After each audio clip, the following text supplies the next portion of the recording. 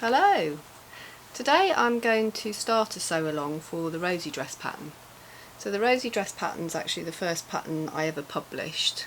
It's got two versions. It's got a reversible version and a single-sided version with an age range from 1 to 10 years. So today I'm going to demonstrate how to make the single-sided version. I'm going to break this tutorial into two videos. So today I'm going to do the making up and come back with the finishing off, so the buttons and buttonholes and hem in a second little video. So my daughter has selected this rather beautiful cotton sateen with swallow print on it, which is lovely. The fabric actually has a little bit of stretch, so because of that I've decided to put a very lightweight fusible interfacing on the facing pieces. So mainly because I don't want it stretching when I come to sew the neckline or the buttonholes. But generally speaking, if I was making this in denim or needle cord, I probably wouldn't use any interfacing at all. And likewise, even on a craft weight cotton, sometimes it's not really that important because you don't want it feeling too bulky around the neck, but it's really just because of the stretch factor of this fabric. So let's get sewing. So to start with, I'm going to pin the side seams together. So we want right sides together, and I'm going to pin both side seams and sew them one after another for the first part. It's a little bit difficult to see this because it's quite a large piece of fabric. So let's see if I can get that so you can see. So the seam allowance on this dress pattern is 1.5. So you can see that I've just pinned down there. So I'm going to do the same on the other side and go ahead and sew those.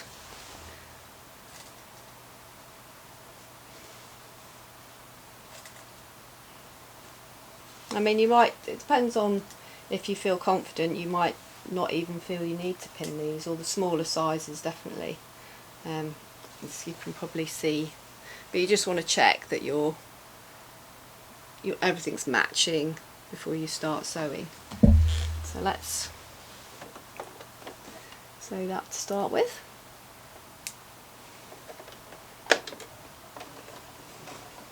I'm just going to do a little bit of backward stitch at the start and the finish, just to reinforce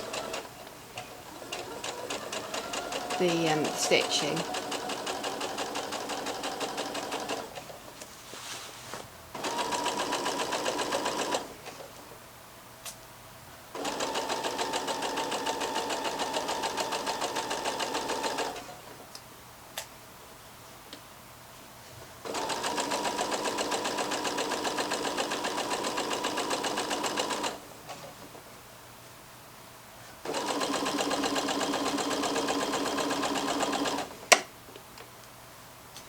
Using my trusty Brother Innovus sewing machine again today,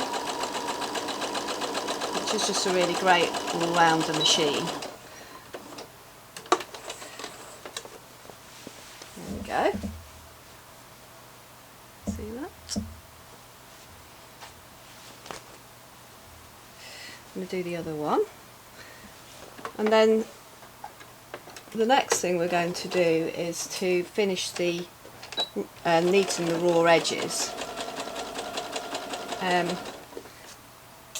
Because this is not too much of a bulky fabric, I'm probably going to overlock them together, but you could also just use a regular zigzag stitch to neaten raw edges. And the idea really is, as you can probably see, it's fraying, so what you don't really want is for that to carry on fraying. So that's the reason, the sort of practical reason for neatening the raw edges, because as the garment gets worn and you wash it, eventually that would fray down quite a lot.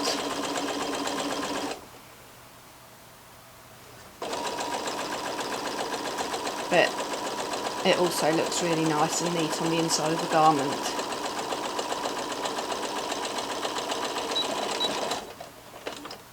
When it's neatly finished.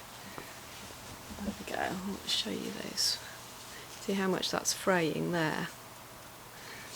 So, yeah, so basically you could either individually neaten these and press that seam open, and if it was a bulky fabric like denim or corduroy, I would definitely choose that option. Because this is probably just about light enough, I'm going to actually overlock these two seams together and just push it to the back. So I have my overlocker here set up. Like I said, you can just do it on the zigzag.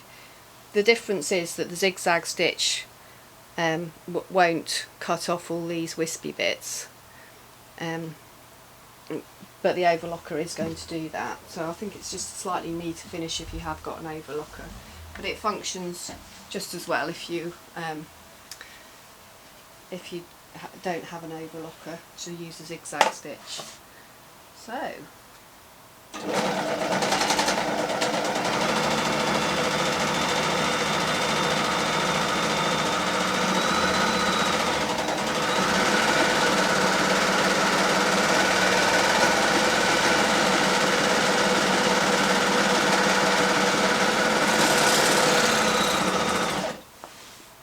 do the other side as well. I'll show you in a sec.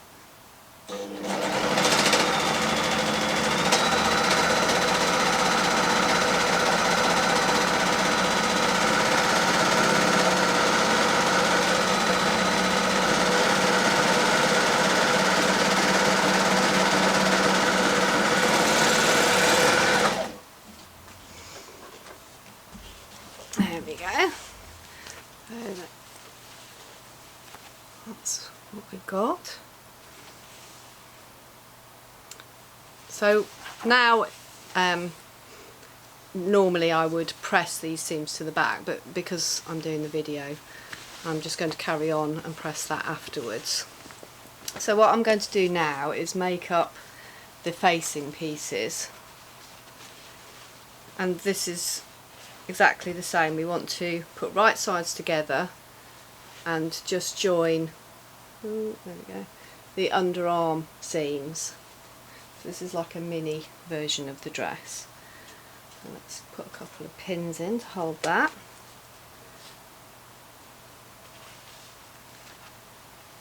There we go.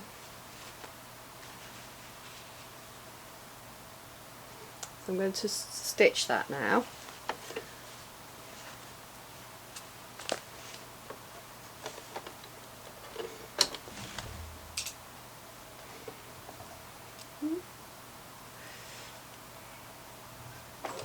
Again, reinforcing at the start and the finish.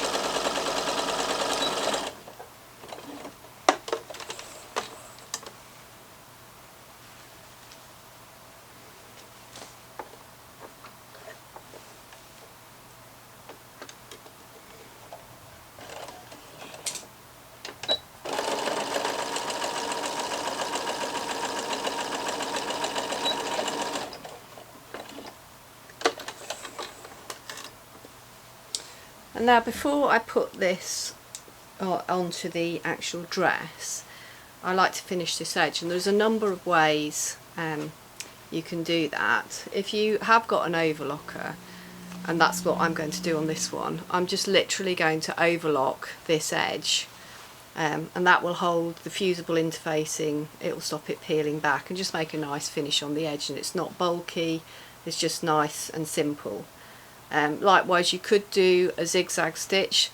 If you haven't got an overlocker, a zigzag stitch is fine, but sometimes it looks a bit neater to then just turn it in and stitch literally on the very, very edge. Or if you wanted to do a really lovely finish, you could actually bias bind this edge so that it's completely finished with binding. But like I said, I'm just going to keep this nice and simple. I've got an overlocker, so I'm going to overlock this. But before I do that, I'm going to keep this open because you've got the extra bulk of the interfacing. So I'm going to overlock these individually first, and then I'm just going to literally overlock around that bottom edge. Let's move back to the overlocker.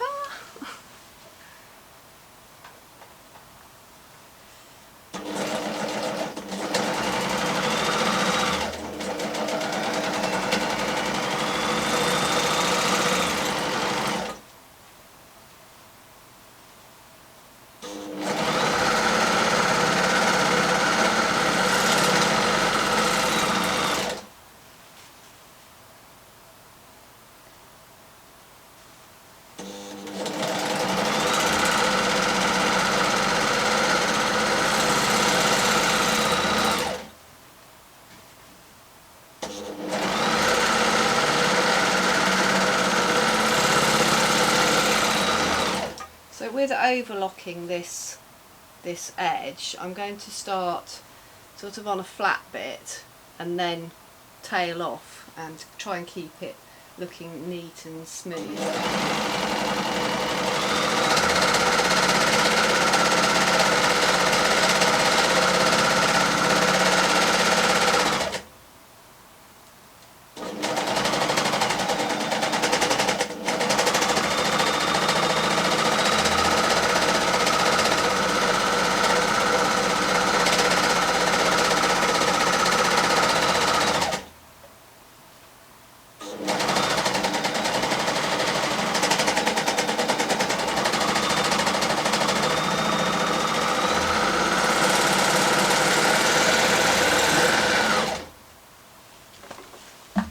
Hop back to this position. So there's where I've come on and come off. I've tried to sort of overlap so it keeps it as neat as possible.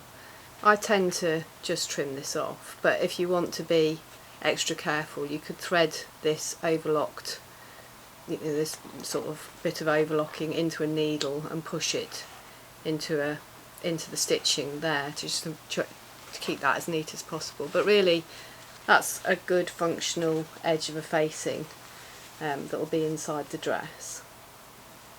So now it's a case of putting right sides together. So I'll turn the dress out. Like I said, you would normally have pressed this side seam, and if you've overlocked them together, press the seam towards the back. So right sides together of the facing and the dress. And now we're just going to start pinning around the edges, so matching up the side seams. Let's get that into view. I'll show you in a second. So I tend to start with a side seam, put a pin in there, that sort of anchors it, and then we're literally going all the way around the whole upper edge of the dress. So there we've got the side seam anchored, and now I'm going to start pinning, going around the armholes, across the shoulder, around the neck, and following it round. So I'm going to start pinning that now, just ahead of sewing it. I do have a separate tutorial just for sewing different curves that's already published on my YouTube channel, if you want to see this part and not the whole of the dress. You can have a look at that if you like.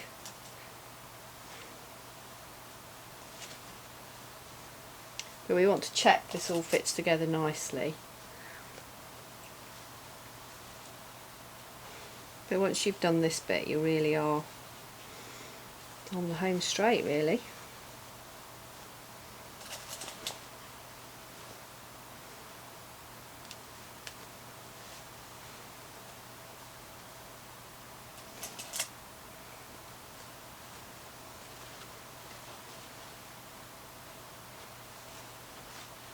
Well, this is really worth pinning it very carefully, because it's important that you don't move along, you know, that you keep everything lined up nicely so it fits together properly.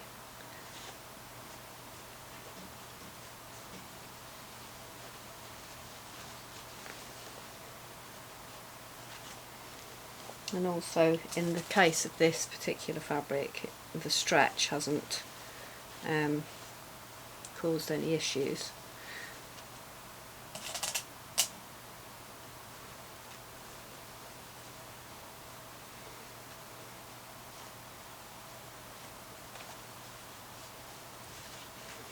I wouldn't recommend this dress made in a stretch fabric particularly. It's just that this is a woven fabric, but it does have a stretch to it, so it feels like a lightweight denim, but it has got a little bit of stretch.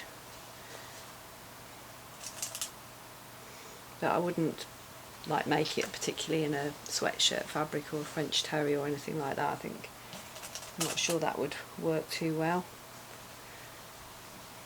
I can't exactly say because I've never tried that. So right, I think we're there. So when I'm starting to sew this, I'm going to start again on a sort of shallow curve. I like to sort of start on the back and then lead up to these trickier bits and the corners at the front. So I'm going to start here. Again, we've got 1.5 seam allowance, and we basically just keep going all the way around till you meet up with yourself again. So let's start there, and I'm going to just show you some checks to do. Oh, they've come unthreaded. Before you do any clipping for the next part.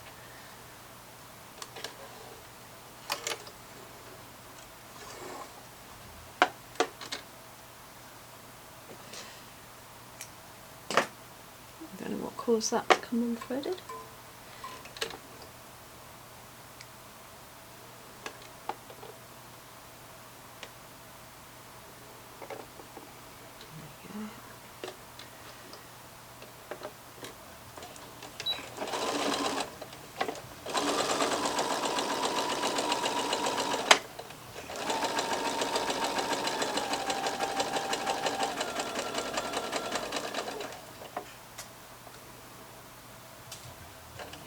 So when you're doing the curves, just really take your time. You can stop and start and maybe lift the foot slightly to get a nice curve.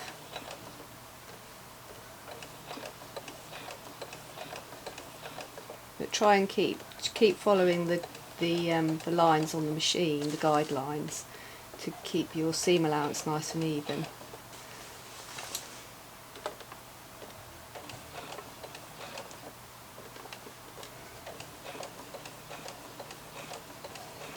Because it's quite a tight curve on the front strap part.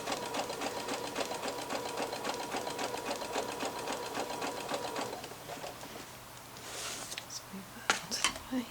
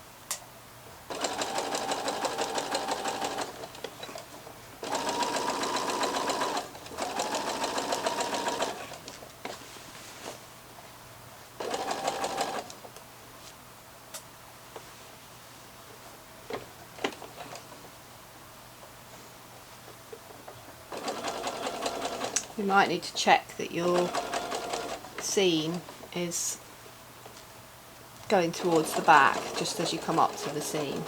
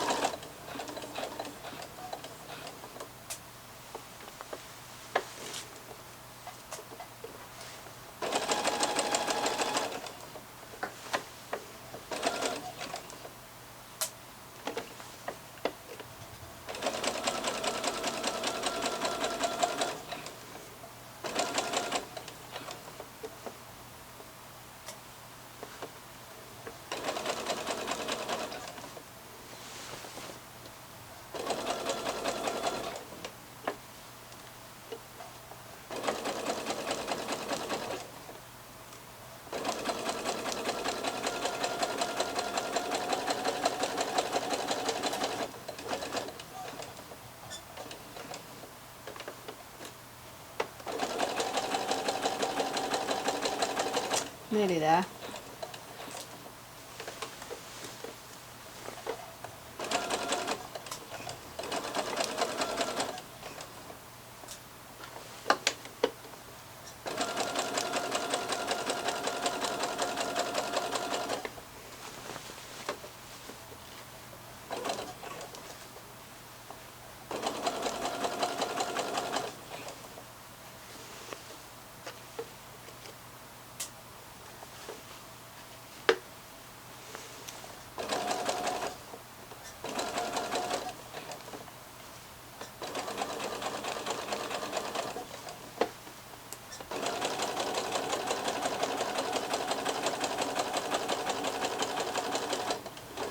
And then once you join up, just do another couple of stitches to reinforce that. And like I said, it's just like going around one great big circuit kind of thing. There we go.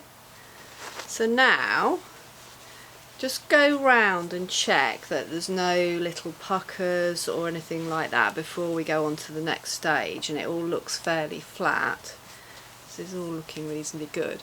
And then the next thing that I like to do is just to literally match these two up, fold it in half and put those two together to see if they're, there we go, the same width and the shape looks similar before I trim anything, because you can go back in now and just tweak that shape if you think it's not quite right, but they actually luckily look pretty good, but usually I do have to tweak those. And the other, likewise on the front, just put your two front straps together and see if they're the same length, because if it's out by say ½ centimetre, again you can just tweak that, but they're actually pretty accurate, so I think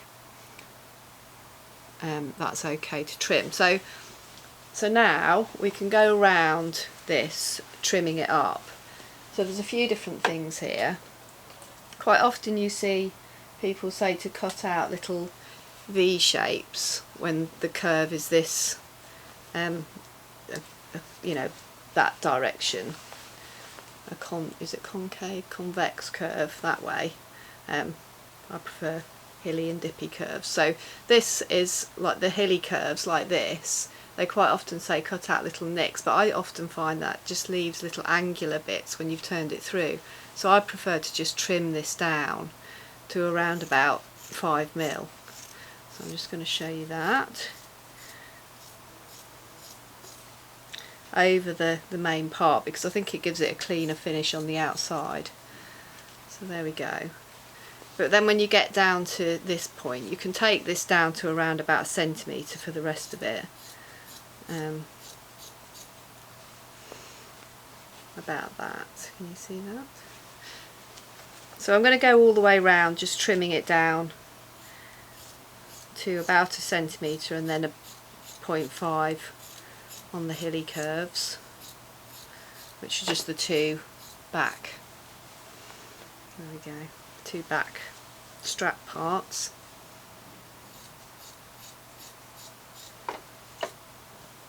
And you only need to do that over the part that's particularly hilly. When it starts to smooth out to nothing, just taper off to your centimetre. So I'm going to keep going. Probably have done with a slightly bigger pair of scissors, but we'll carry on with these and trim off all your threads as you go.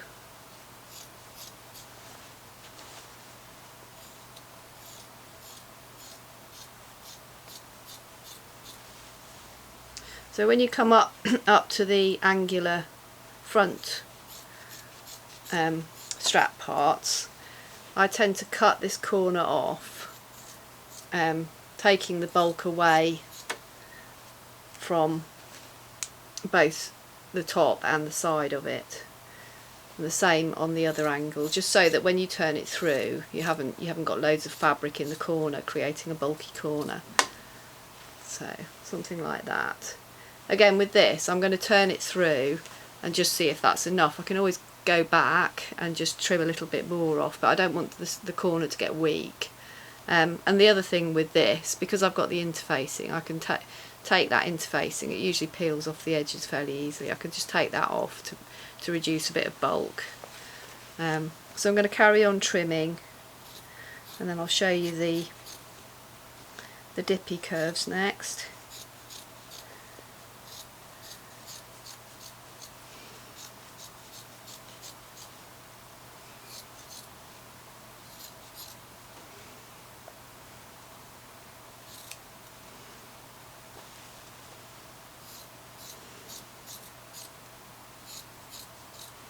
But the trimming really is worth doing well, because it'll give you a nice neat finish on the outside when you've turned and pressed it.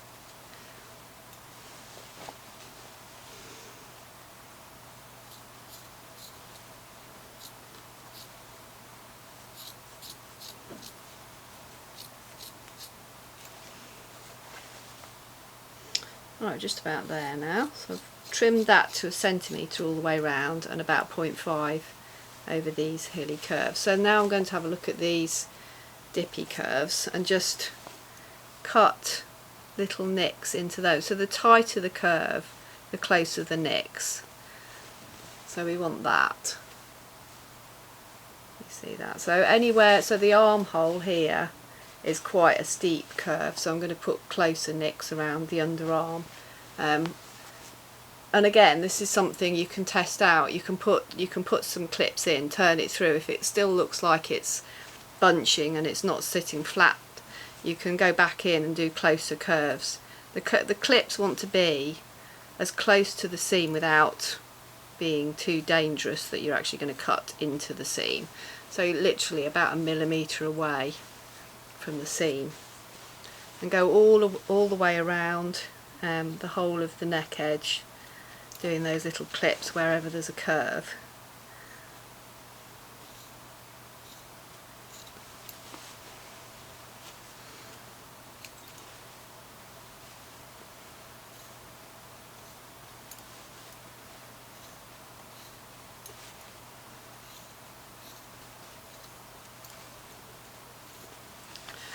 So nearly there.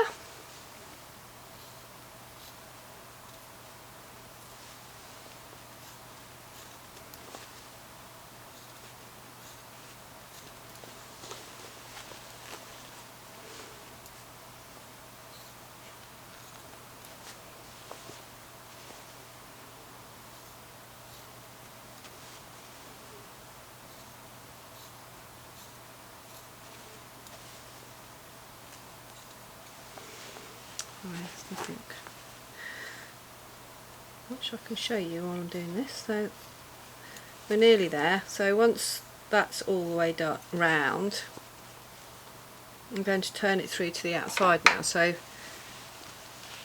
you should have something that looks like that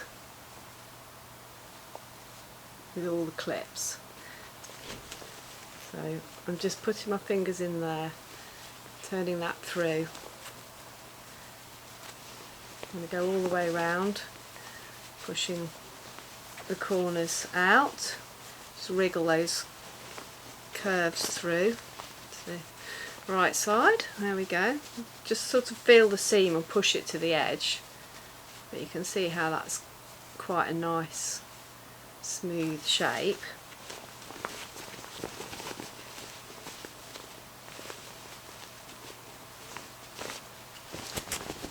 And then so the next thing to do definitely is to press all this, but just before that I'm going to tweak out the way to get these corners out. I tend to just use a pin. I mean, some people push something from the inside, you can do it that way. I prefer just to sort of tease the shape out with a pin like that till you get a nice little shape on the corner. If you do push something from the inside out, make sure it's something blunt, not scissor points, because they could easily come completely through.